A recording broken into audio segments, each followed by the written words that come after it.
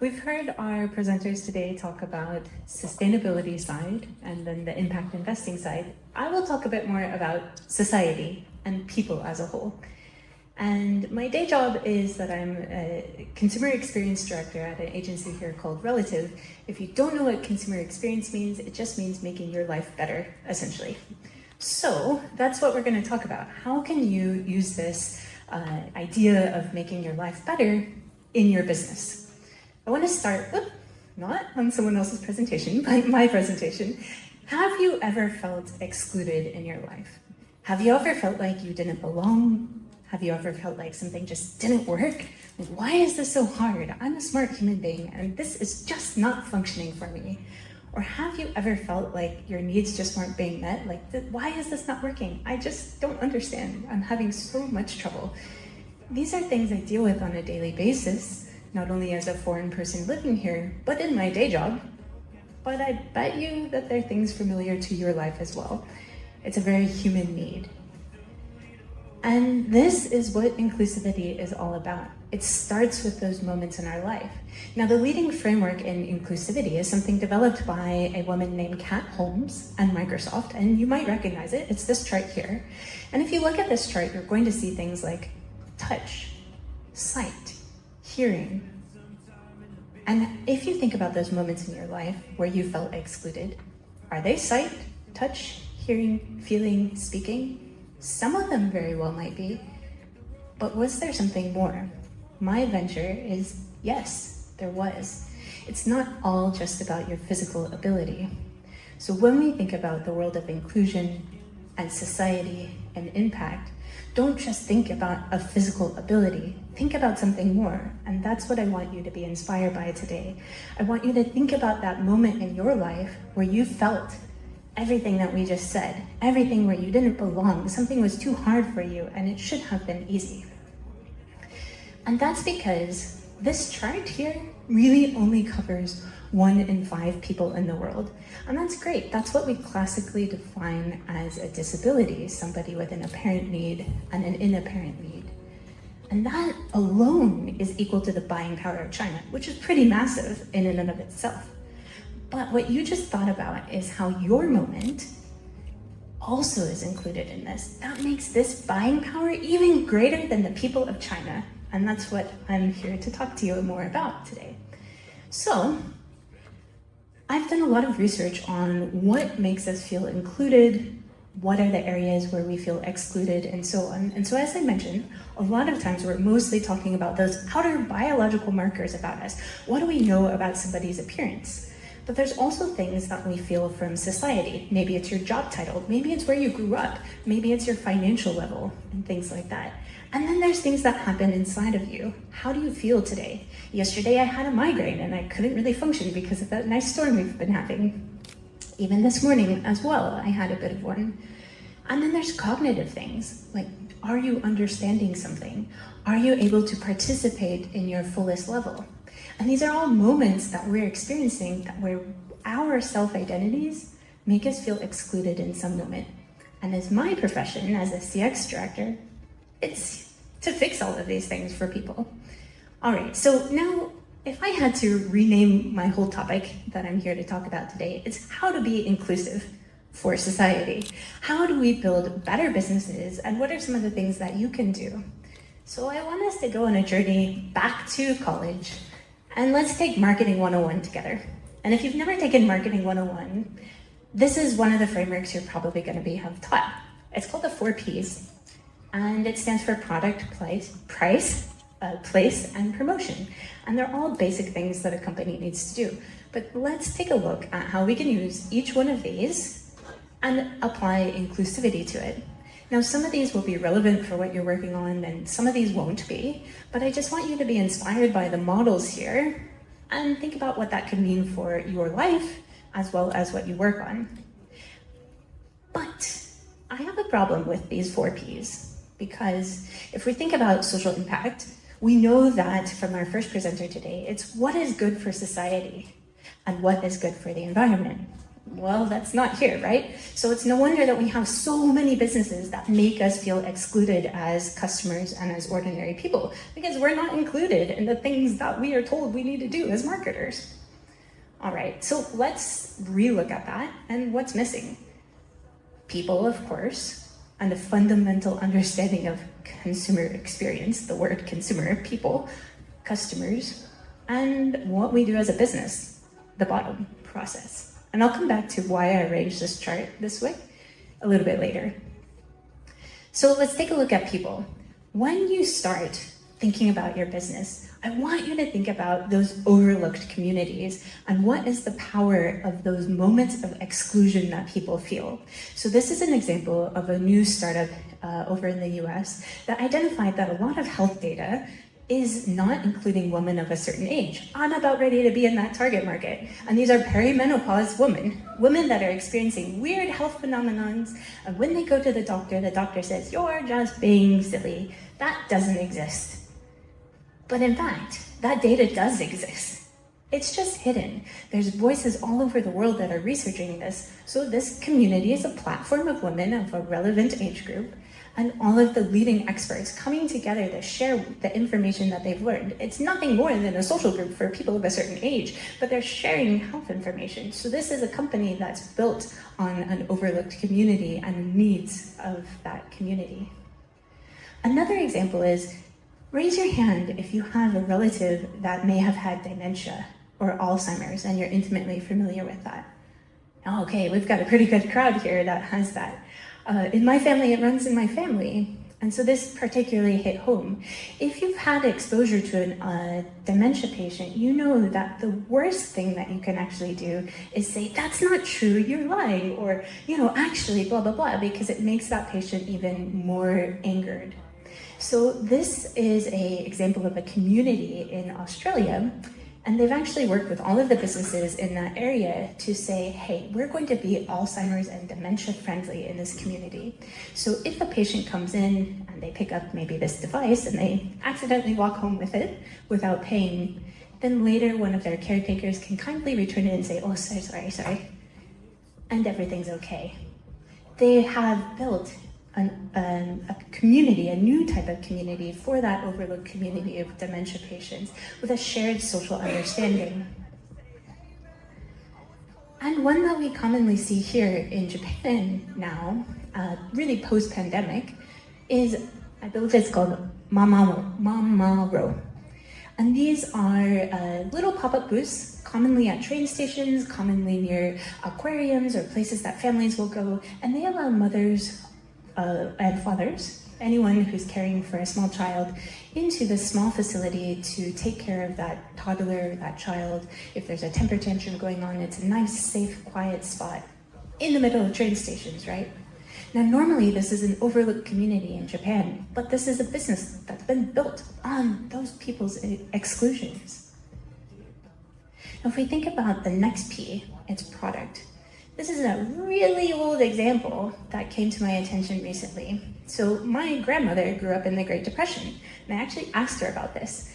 And does anyone know what they're looking at here? Any thoughts? Yes, what do you think it is? Flour sacks. Flour sacks, yes. So in the Great Depression, flour companies actually built differentiation through their packaging. Well, many companies do that, of course, but what was really important here is that they noticed that, of course, people are having less and less income, kind of like now, for luxurious items in their life. That included clothes. And so many people were saving the fabric of their products to create clothing. They then realized this, changed their packaging so that it drove brand differentiation through different types of patterns on those flour bags. And now, people got extra utility out of that product. It was multifunctional. So I want you to think about this example and think about what ways can you make your product multifunctional, multi-purpose, have multiple pieces of utility for underlooked audiences. Now, anybody seen something like this across Japan? I encourage you to look down. If you're going to Kyoto soon, you're going to see this. This is from Kyoto Station, actually, just real recently. But you might have also seen something like this at Shinagawa. If you went to the immigration office recently, you see this at Tokyo Station. But Tokyo is a mastermind of providing wayfinding information, especially for non-Japanese speakers. Of course, this is challenging for people maybe with vision impairments. But you'll also notice, though, that these colors here are not the colors that people with color blindness have trouble with. They're actually very inclusive. You'll also notice that there's symbolism, not in my picture, but when you do see it out in the wild, you're going to notice that there's a lot of pictures. There's not as many words on here. So this is an example of how you can actually provide help without actually providing a person. You can provide wayfinding through symbols and color symbolism and physically guiding people. The person or the version of this with vision disabilities is called the Tenji blocks. Those are the yellow roads that we see all over Tokyo. And we're one of the leading cities in the world to have those installed. Finally, while we're talking about color, I want you to think about how color can actually be inclusive. And so there's a concept out there of color theory, color psychology, but now there's new scientific research coming out that this paint company is starting to leverage, where color is actually a healthcare treatment for people. And this is really important if your target audience has anything to do with maybe people who have seizures, people who also struggle with migraines like myself, or if you're doing B2B work. The color blue actually helps prevent migraines or helps not trigger migraines. Other colors too. So maybe think about this even in your office design if you have any control over that. All right, the next P, price. So before I lived in Tokyo, I lived in Boston. How many have been to Boston? Anybody? Oh, yes, amazing. Did any of you go to a market called Haymarket? Do you know what I'm talking about? One person, okay. So I went to Boston for grad school. Grad kids are poor by natural state of being. And so I gave myself a challenge. Could I have $7 or maybe about 1,000 yen a week to feed myself? I could. Why? Because of Haymarket. Haymarket is essentially a farmer's market, but for distributors. Sometimes distributors end up with extra food. And usually that extra food just goes to waste. But instead in Boston, that food goes to Haymarket. They sell food in bulk. So I would buy 5 pounds. I don't know how much that is in kilograms, excuse me. But I would buy a lot of potatoes for $1. And that would feed me for a couple of weeks. And then next week I would buy something else. And so I would have more diversity in my food. I fed myself as a grad kid for $7. This is how you can create access for underprivileged communities. Think about your supply chain and where there's extra, and can you create another market for it? Now, place. Place is usually the idea of where are we doing our business. So in this example, I also want us to think about community. Earlier, I talked about exclusion communities, and we can use that idea to also become inspired about how can we create a community. Now, a friend of mine created this concept maybe about 10, 15 years ago, but she saw a trend that in January, there is a trend that a lot of people decide, I'm not going to drink, I'm going to stay clean this month, and then there's no place for them to hang out. Nowhere for them to be social. So they created that place, that sense for that overlooked community. And what the Listen Bar is an alcohol-free zone for people to come and hang out and just be, and still have amazing drinks. They actually hired craft bartenders to make non-alcoholic drinks so that people could hang out. So I want you to think about how can you create a community of people and create a sense of place around that exclusion that you identified earlier. Now, promotion. For all of you, eventually, whatever you're doing, you're going to need to promote yourself. So now these are not necessarily business ideas, but these are things that you can take and apply directly into your business. So have any of you ever used an app out there called 11 Labs? One person, okay. I am using it actually to clone my voice into Japanese. I wrote an audiobook, which I'll talk to you in a little bit, but I'm going to clone my voice, and then I will suddenly be an expert in Japanese. Now, for reference, I speak like a 10-year-old, but in no way could I read my book in Japanese. But through 11 Labs, they will allow me to do that. So if you're creating content where you're reaching a bilingual audience potentially, or an audience maybe not as strong in your native language like I do, 11 Labs can help you create content, clone your voice or clone your CEO's voice, and scale it. They can also create audio content of your web page. So they can help your website become more accessible to people with vision impairments, become more accessible to people, say, on the train who want to not read and so on. So 11 Labs is one of the leading platforms for English into Japanese and vice versa. So that's why I recommended it. There's another one that's also pretty good, but this one is the more economical version. Now, similarly, when you write content, there is a concept called ableism. We all have bias, per the question earlier, in some way. And when you're writing, especially in the social impact space, it's really important to think about where you might be accidentally excluding people. So the University of Bristol has a wonderful website that helps you write more inclusively for a number of different topics.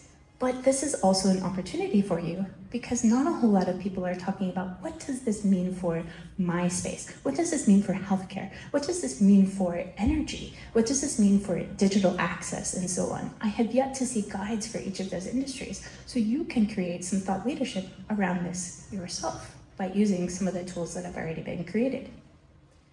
And now finally, we think about promotion.